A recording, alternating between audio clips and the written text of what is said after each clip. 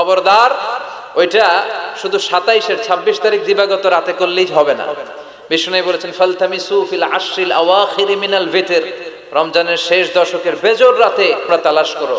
তার মানে 21, 23, 25, 27, 29 এই 5 রাতেই আপনাকে ইবাদত করতে হবে বুদ্ধিমানের মতো। বুদ্ধিমান ঝোপবে যে কূপ মারে, ঠিক কি না? আর যারা বুদ্ধিমান নয় এরা খালি কলুর বলদের মতো খাটে।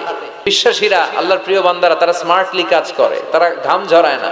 তারা এমন সময় কাজ করে বসে একদিনের কাজে 1000 মাসের সওয়াব হয়ে যায়। মা বাইনা 60 ইলা 70, বিষ্ণু বললেন 60 থেকে 70 এর মধ্যে আমার উম্মতরা মরে শেষ। আহা, কি হবে আমার উম্মতের? আগের উম্মতরা তো অনেক হায়াত পেয়েছে। আল্লাহ বললেন নবী কাঁদবেন না, লাইলাতুল কদর খায়রুম মিন আলফি শাহর। ওদেরকে হায়াত দিছি আর আপনার উম্মতরে লাইলাতুল কদর দিয়েছি। ওই রাতে আপনি এক রাত ইবাদত করলে 1000 মাস ইবাদত করলে যে রিওয়ার্ড আপনি পাবেন, যে সওয়াব পাবেন, ওই সওয়াব আপনার আমলনামায় দিয়ে দিবে কে? তবে এজন্য কদরের রাতে ইবাদতের দরকার আছে না নাই? বিশ্বনবী কদর যখন আসতো এই কদরের রাতে ঘুমাতেন না। ইদা জাআল আশরাল আখির আহইয়াল লাইলা আইকাযা আহলা ওয়া জাদ্দা ওয়া শাদ্দাল মিজহার।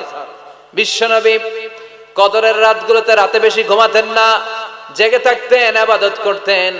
ফাতেমা রাদিয়াল্লাহু তাআলা আনহাকে জাগিয়ে দিতেন, স্ত্রীদেরকে জাগাতেন, সন্তানদেরকে জাগাতেন আর বলতেন দাঁড়িয়ে যাও, আল্লাহর সামনে দাঁড়িয়ে দাঁড়িয়ে সিজদায় পড়ে থাকো। তার মানে কদরের রাতে বেশি বেশি ইবাদতের দরকার আছে না নাই?